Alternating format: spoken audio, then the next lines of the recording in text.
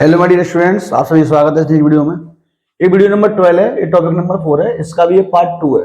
इसके पार्ट 1 में, topic number 4 के पार्ट 1 में मैंने रस की परिभाषा, रस के अंग या कह सकते हैं अवयव, रस की उत्पत्ति कैसे हुई, ये सब मैंने आपको बताया। साथ ही आपको स्थायी भाव और संचारी भाव में अंतर भी मैंने पढ़ाया है। ठीक है, आज अपन इस पार्ट 2 में पढ़ेंगे रस के भेद या कह सकते हैं प्रकार। बस इन्हीं के बारे में स्टडी करेंगे, बारी बारी सबको पढ़ेंगे। देखिए, पहले जानकारी के लिए बता दूंगा आपके लिए। वैसे मैंने आपको बताया था रस टोटल ऑफ 11 प्रकार के हैं, लेकिन आपके सिलेबस में ओनली 10 प्रकार के पूछता है, तो आप 10 प्रकार के रसों को याद करें और उनके स्थायी भाव याद करें। यहाँ पे लिखे हुए 10 प्रकार के रसों के नाम और यहाँ पे लिखे हैं इनका एक एक स्थायी भाव। प्रत्येक रस का एक एक स्थायी भाव होता है। यानी अद्भुत रस का स्थायी भाव क्या है? आश्चर्य। भयानक रस का क्या होता है? भय। करुण रस का स्थायी भाव क्या होता है? शोक। वीर का क्या होता है? उत्साह। बीभत्स रस का क्या होता है? घृणा। वात्सल रस का क्या होता है? स्नेह, है ना। रौद्र रस का क्या होता है? क्रोध। हास्य रस का हंसी। शांत रस का निर्वेद और श्रृंगार रस का रति, या इसका एक और नाम होता है प्रेम। ये एक तरफ आपके सामने रस लिखे हुए हैं, एक तरफ आपके सामने स्थायी भाव लिखे हुए हैं। ठीक है, अब देखिए थोड़ा सा, अब वैसे तो सब बच्चों को लगभग याद होते हैं, क्योंकि 9th में 8th में ये सारी क्लासेस में पढ़ाए जाते हैं, तो सब बच्चों को लगभग इनके नाम याद ही होते हैं। पर मैं आपको एक ट्रिक के माध्यम से इनके नाम याद करा देता हूँ, उनके स्थायी भाव आप याद खुद कर लेना। ठीक है, पेपर की दृष्टि से भी इंपोर्टेंट है, क्योंकि ना पेपर में भी पूछ लेते हैं रसों के नाम लिखिए, कौन कौन से रस हैं, कितने प्रकार के होते हैं, उनके नाम लिखिए। या फिर ऐसे पूछ लेता है कि रसों के नाम भी लिखिए और इनका एक स्थायी भाव भी लिखिए। तो किसी भी प्रकार से क्वेश्चन आ सकता है, इसीलिए आपको रस के नाम तो याद कर लेने हैं, साथ में इनके स्थायी भाव भी आपको ऑटोमेटिकली याद हो जाएंगे, जैसे जैसे अपन स्टडी करेंगे वैसे ही। तो देखिए ध्यान से, इसको याद कैसे करें। याद करने के लिए एक ट्रिक है। ट्रिक क्या है? अभी, कबीर, हंसा। इस ट्रिक को आप याद कर लीजिए। ठीक है, अभी, कबीर, हंसा, ये ट्रिक है। इस ट्रिक के माध्यम से आपको 10 रसों के नाम याद हो जाएंगे। कैसे होंगे देखिए ध्यान से। सबसे पहला अक्षर इसमें क्या है? अ। तो अ से कौन सा रस है? यहाँ पे ध्यान देना, अ से आएगा अद्भुत रस। तो यहाँ पे अ से कौन सा है? अद्भुत रस। ठीक है, दूसरा क्या है? भ वालों का है ये, तो भ से क्या आएगा? भयानक रस। भयानक रस, दो हो गए याद। अ से कौन सा है? अद्भुत रस। ब से कौन सा है? भयानक रस। ठीक है, क से कौन सा है? तो क से आएगा करुण रस। क से कौन सा है? करुण रस, तीसरे नंबर पे। इसी प्रकार से मैंने ट्रिक है, इसी प्रकार से मैंने क्रम से इनको लिखा हुआ है, देखिए ध्यान से। क से आएगा करुण रस। ब से बात करें, ये ब है जो, इससे बात करें, इससे आएंगे तीन। तीन कौन से आएंगे? एक तो आएगा आपका वीर, 1 2 3 हो गए, 4 नंबर का भी हो गया वीर। ठीक है, 5वें नंबर पर कौन सा है? विवत्स। तो ये भी कैसे लिखेंगे आप? बसे, विवत्स। अगला आएगा आपका वात्सल्य, इसको भी आप इसी से लिख देंगे, वात्सल्य। ठीक है, अगला आएगा रौद्र। तो देखिए रस से रौद्र बनेगा आपका। 7 हो गए, 1 2 3 4 5 6 7। हसे कौन सा आएगा? हसे आएगा हास्य। और ससे आएंगे आपके 2। ससे आएंगे 2। पहला कौन सा है? शांत। दूसरा कौन सा है? श्रृंगार। तो देखिए हो गए, रौद्र तक पहुंच गए थे अपन अभी। अब देखो हास्य आ गया इसमें, फिर आ गया शांत और श्रृंगार, ये दोनों आ गए। तो अभी आपको ये ट्रिक याद कर लेनी है, अभी, कबीर, हंसा। इससे आपको ये सारे की सारी दूसरा रस जो है इनके नाम याद आपको हो जाएंगे। याद रखने वाली बात क्या है? इससे एक है, इससे भी एक है और इससे भी एक है, लेकिन इससे आएंगे 3 और इससे कितने हैं? 1। इससे भी कितना है? 1। इससे कितने हैं? 2। तो यानी कि 3 बसे हैं, वीर, विवत्स, वात्सल्य, और ससे कितने हैं? 2, शांत और श्रृंगार। ये बस आपको याद रखना है, बाद बाकी सबसे सिंगल सिंगल है, ये आपको याद कर लेना है। अब देखिए, अगर आपने याद कर लिया है, या मान लो कर लेना आप अभी आगे जाकर के, साथ ही आप इनको स्थायी भाव भी इनके याद कर लेना। अब मैं आपको पढ़ाऊंगा अद्भुत रस के बारे में, फिर पढ़ाऊंगा भयानक रस, करुण रस, वीर रस, इन सबको बारे में अपन, और इनके स्थायी भाव में इनकी क्या परिभाषा होती है, इस सबके बारे में अपन स्टडी करने वाले हैं। अद्भुत रस के ऊपर क्वेश्चन कैसे आता है यहाँ से, तो देखिए पहला क्वेश्चन तो मैंने बता दिया अभी आपको, कैसे पूछेगा कि रस कितने प्रकार के होते हैं, इनके नाम लिखिए। या कह सकता है वो रस और उनके स्थायी भावों के एक एक स्थायी भाव और रस का नाम लिखिए। तो क्वेश्चन बन गए यहाँ से। वैसे कम आने के चांस होते हैं, पर जो इंपोर्टेंट है वो क्या है कि क्वेश्चन पूछेगा कि अद्भुत रस को उदाहरण सहित समझाइए। अगला क्वेश्चन क्या बन सकता है, भयानक रस को उदाहरण से समझाइए, करुण रस को उदाहरण से समझाइए। इसके ऊपर 10 है, 10 क्वेश्चन आपके सामने बन जाएंगे। याद रखने वाली बात क्या है, जब क्वेश्चन पूछेगा आपसे अद्भुत रस को उदाहरण से समझाइए, तो इसमें क्या लिखना है, सबसे पहले क्वेश्चन आपको दिमाग में आना चाहिए कि अद्भुत रस को उदाहरण से समझाइए, बोला है ना उसने, तो अद्भुत रस की परिभाषा लिखेंगे, फिर उसके बाद में एक उदाहरण दे देंगे, काम खत्म। ठीक है, जैसे भयानक में ही पूछेगा भयानक रस को उदाहरण से समझाइए, तो भयानक रस की परिभाषा और भयानक रस का एक उदाहरण आपको पेश कर देना है। ठीक है, कोई दिक्कत तो नहीं है। तो चलिए शुरू करते हैं अपना कौन सा, अद्भुत रस किसे कहते हैं। ठीक है, देखिए बेटा, ये है अपना अद्भुत रस। इसको क्वेश्चन कैसे आएगा, अद्भुत रस को उदाहरण से समझाइए, इस प्रकार से आपके सामने क्वेश्चन आएगा। तो आपको क्या करना है, अद्भुत रस की परिभाषा लिख देनी है, ये आपके सामने लिखी है, और उसका कोई एक एग्जाम्पल, जैसे यहाँ पे मैंने 1 2 3 लिखे हैं, आपको कोई एक एग्जाम्पल पेपर में लिख के आना है। ठीक है, तो जब भी क्वेश्चन ऐसे आएगा अद्भुत रस को उदाहरण से समझाइए, तो आपको उसकी परिभाषा और उसका कोई एक एग्जाम्पल आपको लिख के आना है। तो देखिए परिभाषा क्या है अद्भुत रस की, जब हमारे हृदय में आश्चर्य, आश्चर्य क्या है, अद्भुत रस का स्थायी भाव होता है, ध्यान रखना। जब हमारे हृदय में आश्चर्य नामक स्थायी भाव का विभाव, अनुभाव और संचारी भाव के साथ संयोग होता है, तब अद्भुत रस की उत्पत्ति होती है। ये परिभाषा आपको याद कर लेनी है। जब आप ये परिभाषा याद कर लेंगे तो आगे जो रस आएंगे, भयानक, करुण, वीर, वात्सल, इस प्रकार से और भी हैं, ये सब रस जो आएंगे उन सब की परिभाषा आपको इसी परिभाषा से याद हो जाएगी। बस अलग से क्या याद करना पड़ेगा, अलग से आपको इन सबके एग्जाम्पल्स याद करने पड़ेंगे। इससे परिभाषा इनकी कैसे बनाएंगे मैं अभी आपको इसी वीडियो में बताऊंगा, ध्यान सुनते जाना। पहले तो आप इसको बस एक बार देख लीजिए कि ये परिभाषा किसकी है, अद्भुत रस की है। थोड़ा सा इसके उदाहरण की बात कर लेते हैं। उदाहरण क्या है, उदाहरण को समझने से पहले एक बात मैं समझाना चाहूंगा, अद्भुत रस रियल में होता क्या है। जो आश्चर्य यहाँ पे लिखा है वो क्या है, देखिए मान लो कि ना मैं अभी पढ़ा रहा हूँ आप लोगों को और एकदम हवा में उड़ने लगूं, समझ गए ना, या मान लो एकदम से गायब हो जाऊं फिर एकदम प्रकट हो जाऊं, तो आपको कहीं ना कहीं लगने लगेगा सब पता नहीं क्या हो रहा है, अचंबा सा लगने लगेगा, आपको अचंबा, आश्चर्य सा होने लगेगा। चाहे तो आप इसको आश्चर्य कहो, चाहे आप इसको अचंबा कहो। तो जैसे ही आपको लगने लगा, कोई भी दृश्य आपने देखा और जिसको देख के आपको लगने लगा कि ये कैसे हो रहा है, तो जैसे ही आपको लगने लगे ना, तो समझ जाओ कि आपके मन में, आपके हृदय में कौन सा रस उत्पन्न हो गया बेटा, अद्भुत रस उत्पन्न हो गया। ठीक है, अभी आप एग्जाम्पल के माध्यम से और अच्छे समझ पाएंगे। देखिए यदि मैं आपसे बोलूं, या मान लो आपको यह दृश्य देख लेते हैं, देखो वहां पे क्या लिखा हुआ है, एक अचंबा देखा रे भाई और ठाड़ो सींग चरावेत गाय। देखिए गाय का मतलब होता है गाय माता और सींग का मतलब होता है शेर। यदि आप ऐसा कोई दृश्य देखें जिसमें आपको ना शेर जो है गाय को चरा रहा है, तो आपको कैसा लगेगा, शेर तो मांसाहारी होता है, गाय शाकाहारी होती है, तो भैया शेर गाय को कैसे चरा सकता है, वो तो खाने की कोशिश करेगा ना उसको, कि ठड़ा ठड़ा चरा लगा उसको, चराने लग जाएगा कि भैया चल तू, मैं खड़ा हूं तेरे साथ में, ऐसा तो नहीं होगा कभी। तो ये जब आप देखेंगे दृश्य तो आपको जरूर ऐसा लगेगा कि ये तो अचंभे वाली बात है कि शेर जो है वो गाय को चरा रहा है। तो ठीक है, साथ ही साथ और अचंबा कब होगा, पहले पूत पीछे बड़ी माई। जब आप इन एग्जाम्पलों को पढ़ेंगे, ये 2 लाइन नीचे लिखी है, इसको पढ़ेंगे तो आपको और अचंबा होने लगेगा। पहले पूत पीछे भाई माई, कभी ऐसा होता है कि उसकी बच्चा पहले पैदा हो जाए फिर उस बच्चे की जो माँ है वो बाद में पैदा हो, सोचने वाली बात है ना, अचंबा लग रहा है ना। और चेला के गुरु लागे पाई, जिस जो छात्र है, चेला है, वो गुरु पे पढ़ा है, वो गुरु उस चेले की पैर छूने लगे। जब आपसे कोई आके कह भी देगा भैया कि उस सर ने हमारे पैर छू लिए, तो आपको लगेगा अरे ऐसे हो ही नहीं सकता, गुरु कभी चेला के पैर छू ही नहीं सकता।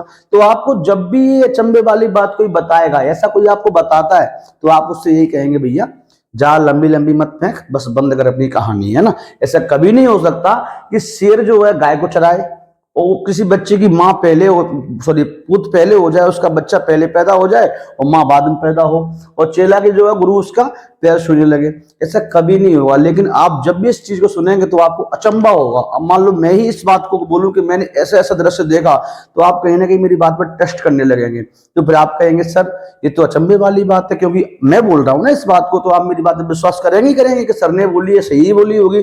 तो फिर आपके मन में क्या पैदा हो गया, अचंबा, या कह सकते हैं आश्चर्य। तो अचंबा, आश्चर्य जैसे ही स्थायी भाव, जो भाव है आपके मन में, वो अचंबे के रूप में आ गया या फिर आश्चर्य के रूप में आ गया, तो समझ जाओ साथ ही आपके हृदय में अद्भुत रस की उत्पत्ति हो गई। और देखिए एग्जाम्पल के माध्यम से, नारी विच सारी है कि सारी विच नारी है। वैसे आपने ये एग्जाम्पल पढ़े होंगे क्योंकि क्लास 8वीं में 9वीं में इनको अच्छे से पढ़ाया जाता है, तो ना आपने सब सुने होंगे, पर फिर भी मेरा फर्ज बनता है कि मैं आपको एक बार रिकैप करा दूं सब चीजों को, है ना। तो देखिए, नारी विच सारी है कि सारी विच नारी है, कि सारी की ही नारी है कि नारी की ही सारी है। कितना अच्छा एग्जाम्पल है, बोलने में भी अच्छा लगता है। तो देखिए ये बात कब की है, ये महाभारत काल की बात है। दो भाई थे, आपको पता है भाई 100 भाई थे कौरव वगैरह, लेकिन उसके दो भाई मेन थे। कौन कौन सा, दुर्योधन और दुशासन। तो दुर्योधन और दुशासन जो थे, तो दुर्योधन ने दुशासन को आदेश दिया, द्रौपदी को बुलाया। द्रौपदी कौन थी, उन पांडवों की जो पत्नी है ना, द्रौपदी, पांचाली इसको बोलते हैं, वो थी। वो आ गई भवन कक्ष में, जो कक्ष हुआ था, जो कक्ष था सभा हो रही थी, उसी में आ गई। और दुर्योधन बोलता है दुशासन से कि भाई इसका जो चीर है ना, चीर माने साड़ी, इसकी साड़ी को खींच, इसको नग्न कर दे। कौन बोल रहा था, दुर्योधन दुशासन अपने छोटे भाई से। जब छोटा भाई उसकी साड़ी को खींचने गया, यानी उसका चीर खींचने गया, तो द्रौपदी क्या करती है, उसकी लाश तो बचानी थी, तो भगवान श्री कृष्ण से प्रार्थना करती है कि मेरा चीर क्या है, मेरी मदद करो मदद करो, ऐसे ही बोलती है वो, है ना। तो उसका भगवान क्या करते हैं, उसके चीर जो उसकी साड़ी है ना, उसको इतना लंबा कर देते हैं, इतना लंबा कर देते हैं कि दुशासन जो है ना कंफ्यूज हो जाता है। क्या कंफ्यूजन होती है उसके मन में, कि नारी विच साड़ी है कि साड़ी विच नारी है। मतलब जो साड़ी है वो नारी के बीच में है क्या, नारी जो साड़ी है वो नारी के बीच में है, कि जो नारी है वो साड़ी के बीच में है, ऐसा बोलता है। साथ ही साथ क्या कंफ्यूजन होती है उसको, कि साड़ी की ही नारी है कि नारी की ही साड़ी है, कि जो साड़ी है वो नारी की ही बनी है क्या, या फिर जो नारी जो मैं चिर खींच रहा हूं जिसका, वो पूरी की पूरी साड़ी से ही बनी है क्या। ऐसा कंफ्यूजन उसके मन में आ जाता है। यानी कंफ्यूजन का मतलब उसको आश्चर्य होने लगता है, अचंभा होने लगता है। तो इसका मतलब क्या हुआ, उस समय दुशासन के मन में आश्चर्य जनरेट हो गया, इसी के साथ साथ में उसके मन में अद्भुत रस की उत्पत्ति हो गई। समझ गए।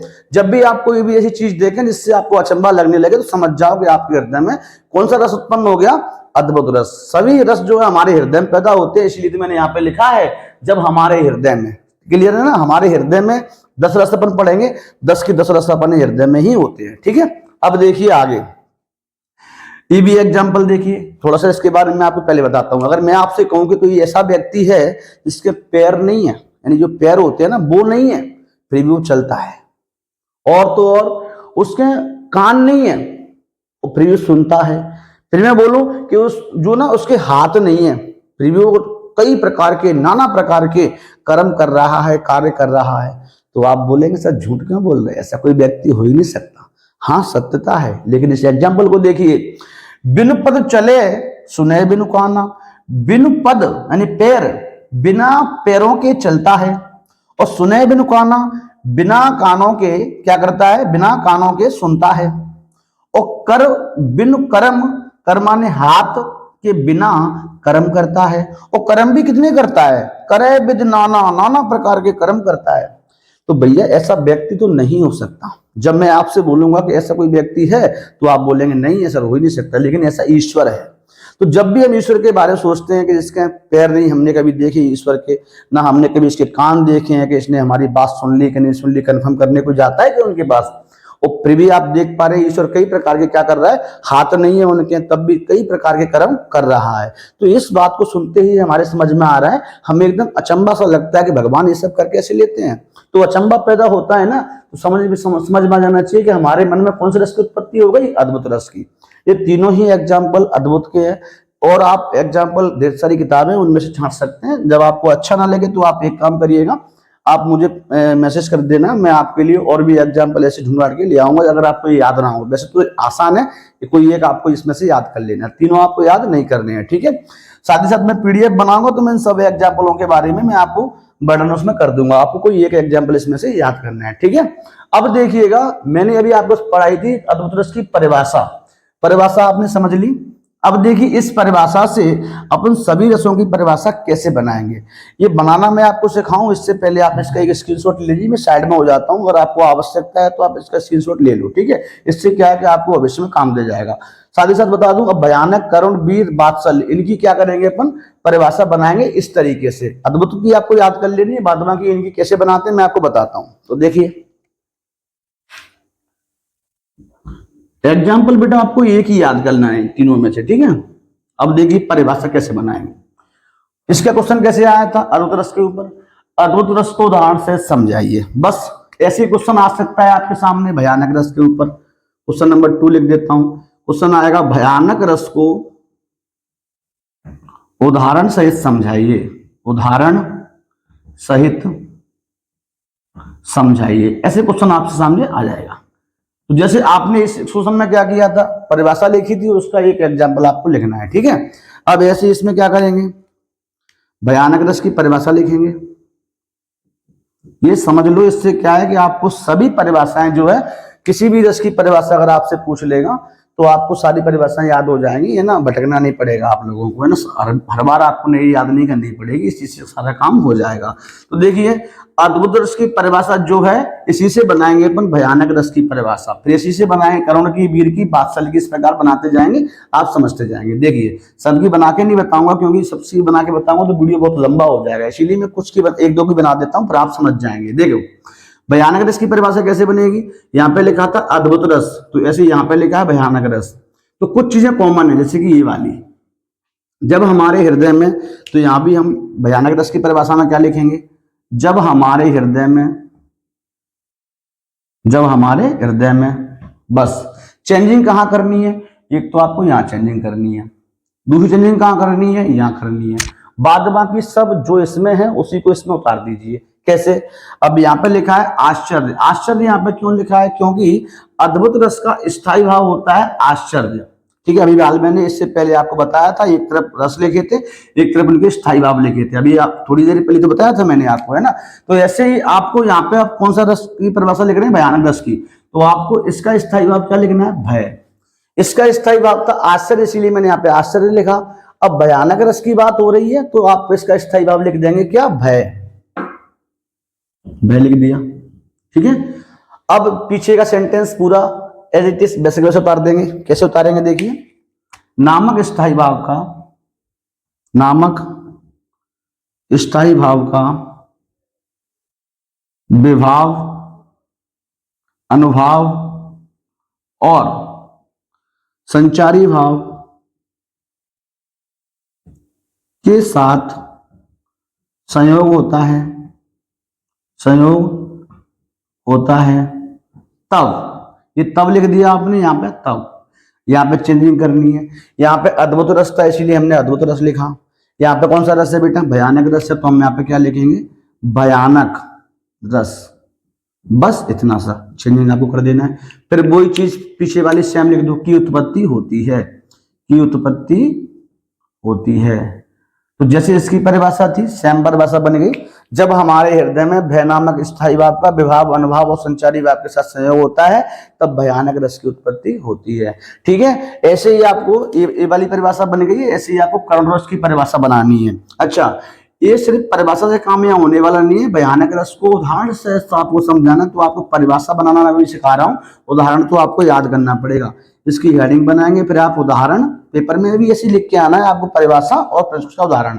उदाहरण में भी आपको बताऊंगा, आप अभी थोड़ी देर वेट करिए, है ना। अब मैं थोड़ी सी बनाते बताता हूँ आपको करुण रस की परिभाषा। करुण रस क्वेश्चन कैसे आएगा, इसके ऊपर भी ऐसे ही आएगा, करुण रस को उदाहरण से समझाइए। वैसे यहाँ भयानक है, वैसे करुण आ जाएगा यहाँ पे। तो आप हेडिंग क्या बनाएंगे, पहले करुण रस की परिभाषा के बारे में, ठीक है। अब इसमें क्या लिखेंगे, पूरा की पूरा वही लिखना है, बस दो जगह चेंजिंग करनी है, 1 और 2, ठीक है। तो कैसे लिखेंगे, जब हमारे हृदय में, मैं तक लिख लिया। उसके बाद में ये भयानक रस का स्थायी भाव था भय, तो ऐसे इसका स्थायी भाव क्या है, करुण का, शोक होता है, तो आप यहाँ पे क्या लिख देंगे, शोक, ठीक है। उसके बाद में सेम नामक से लेकर के, नामक से लेकर के और पूरा चलेगा आपका कहां तक, नामक से लेकर के चलेगा तब तक, ठीक है। नामक से तब तक चलेगा पूरा, जी आपको नोट कर देना है पूरा, ठीक है। अब मान लो यहाँ पे आ गया तब, तब के बाद में आप क्या लिखेंगे, यहाँ पे नाम था भयानक रस, यहाँ पे नाम क्या लिख देंगे आप, करुण रस, करुण रस, ठीक है। और पीछे का सेंटेंस वही फिर से, की उत्पत्ति होती है, की उत्पत्ति होती है, ऐसे ही, ठीक है। कोई दिक्कत तो नहीं यहाँ तक। ऐसे ही अगर बीज रस की पूछी जाए तो क्या लिखेंगे, बीज रस को उदाहरण से समझाइए, क्वेश्चन ऐसे ही आएगा। हेडिंग बनाएंगे बीज रस, क्या लिखेंगे यहाँ पे, जब हमारे हृदय में, अब वीर का स्थायी भाव क्या होगा, वीर का स्थायी भाव होगा उत्साह, तो यहाँ पे क्या लिख देंगे, उत्साह नामक स्थायी भाव का विभाव, अनुभव, संचारी भाव से संयोग होता है तब बीज रस की उत्पत्ति होती है। ऐसे ही आपको सभी की परिभाषा बना लेनी है। अब जिनकी बात कर लेते हैं उदाहरणों की, ठीक है। तो उदाहरण मैं आपको बताता जाऊंगा, एक की जगह कोशिश करूंगा 2-3 देने की, लेकिन किसी किसी का एक ही आएगा तो एक ही बता देंगे, 2 आएंगे 2 तीन बताएंगे, 3 बता देंगे, ठीक है। तो अब देखिएगा, इतना समझ में आप लोगों की में आ गया। अब अपन शुरू करेंगे कौन सा रस, अभी अद्भुत रस को तो अपन ने पढ़ लिया अच्छे से, परिभाषा भी उसकी पढ़ ली और उसका एग्जाम्पल भी अपन ने 3-3 देख लिया, आपको कोई एक आपको याद कर लेना है। अब भयानक रस की बात कर लेते हैं। भयानक रस की परिभाषा मैंने आपको बनाना सिखा दिया, करुण रस की किसी भी रस की याद है आपको वैसे बना लेनी है, ठीक है। तो भयानक रस की मैं परिभाषा नहीं लिखूंगा, अब मैं आप लोगों के सामने सीधा भयानक रस का उदाहरण पेश कर दूंगा, ठीक है। ऐसी करुण रस की परिभाषा मैं अब नहीं लिखूंगा, बस आपके सामने सीधा करुण रस का उदाहरण पेश कर दूंगा, ठीक है। तो आप समझ जाना कि परिभाषा कैसे बनानी है, कोई दिक्कत तो नहीं है। तो चलो शुरू करते हैं। आप कौन सा भयानक रस किसे कहते हैं, भयानक रस को उदाहरण से समझाइए, ठीक है। शुरू करें। तो देखिए स्टूडेंट्स, ये है भयानक रस। इसकी परिभाषा आपको जैसे मैंने बताई थी वैसे ही आपको बना लेनी है, मैंने थोड़ा सा एग्जांपल के लिए यहाँ पे लिख दिया है, ठीक है। भयानक रस रियल में होता क्या है, जब भी आपके मन में भय पैदा हो जाए, मान लो कि आप रात में हैं, 12-1-2 बज रहा है रात का, और ना आप एक किसी कमरे में बंद है, मान लो है ना, अकेले पड़े हुए, घर में भी कोई नहीं है, तभी छत पे एकदम से घुंघरुओं की आवाज सुनाई देती है, छुन छुन छुन छुन इस प्रकार से, और आपको लग रहा है कि कोई नीचे ही आ रहा है, मेरे पास आ रहा है। तो आप क्या करते हैं, एकदम बेड पे सिकुड़ के बैठ जाएंगे, पता नहीं कौन है, डरने लगोगे, कपने लगोगे। तो ये सब क्यों हो रहा है, क्योंकि आपके मन में भय आ गया, और जैसे ही भय आ गया तो समझ जाओ कि आपके मन में भयानक रस की उत्पत्ति हो चुकी है, आपके हृदय में, या मन कुछ भी कह लो, इसमें क्या हो चुकी है, भयानक रस की उत्पत्ति हो चुकी है, ठीक है। तो जैसे ही देखो ये हुआ, अब देखिए इसकी परिभाषा जो है वो आपको बना लेनी है। इसके उदाहरण की बात करते हैं, समझिए कैसे। ऐसे ही एक व्यक्ति होता है, बटोही, देखो यहाँ पे लिखा है विकल बटोही बीच ही। बटोही का मतलब होता है कोई राहगीर, पथिक, मान लो रास्ते से चलने वाला कोई व्यक्ति है, वो रास्ते में जा रहा होता है, ठीक है। तो होता क्या, उसके साथ एक और अजगर लकी, एक और तो वो देखता है कि अजगर कीड़ा है, लक का मतलब होता है बेटा देखना, तो एक और जब वो देखता है कि अजगर कीड़ा है, और एक और मृगराय, मृगराय का मतलब होता है शेर, तो जो देखता है कि दूसरी ओर शेर है, एक तरफ अजगर कीड़ा है, तो उसके साथ क्या होता है, विकल बटोही बीच ही प्रयो मूर्छा खाए, मूर्छा खा करके क्या करता है, गिर पड़ता है। तो बीच में ही क्या करता है, वो मूर्छा खा के गिर पड़ता है। क्यों, क्योंकि उसके मन में क्या हो गया, भय पैदा हो गया। एक तरफ उसने अजगर को देखा, एक तरफ उसने शेर को देखा, तो बस क्या हुआ, भय पैदा हो गया और वो गिर पड़ा, ठीक है। तो इसी के साथ में भयानक रस खत्म होता है। साथ ही बात कर लेते हैं करुण रस की। करुण रस की परिभाषा जैसे कि मैंने भयानक रस की बताई है अभी आपको, इससे पहले अद्भुत रस की बना के बताई थी, और अभी मैंने सभी परिभाषा कैसे बनाते हैं बता दिया था। मैंने यहाँ पे सेम लिख दिया है, इसका मतलब क्या समझ में आ रहा है आप लोगों की में, कि वैसे ही बनेगी जैसे कि और सबकी बनाई थी अभी मैंने, ठीक है। इसके उदाहरण की बात कर लेते हैं। तो देख सुदामा की दीन दशा, सुदामा जी की दीन दशा को देख करके, सुदामा जी के बारे में आपने अच्छे से पढ़ा होगा, देखा होगा, सुदामा जी बहुत अत्यधिक गरीब थे। उनकी पत्नी ने कहा कि जाओ कृष्ण के पास मदद मांगने के लिए, तो एक बार वो चल देते हैं। जब कृष्ण भगवान से उनकी मुलाकात होती तो कृष्ण भगवान उनकी दशा को देखकर, दशा का मतलब उनके वेशभूषा, रहन सहन जो उनका दिख रहा था, ऊपर से बनावट उनकी, उसको देख करके क्या होते हैं, देख सुदामा की दीन दशा करुणा करके, करुणा करने का मतलब है यहाँ दुखी, करुणा का मतलब होता है दुख, ठीक है। तो करुणा करके, दुखी होकर के, करुणा निधि रोए। करुणा निधि किसे कहते हैं, जो सबको दुख देने वाला है। करुणा इनके नीचे चलती है, यानी सबको दुख देने वाले कौन है, परमात्मा, ईश्वर है, कृष्ण है, ठीक है। और जो सबको सुख देने वाले कौन है, वही परमात्मा, ईश्वर है, कृष्ण है, ठीक है।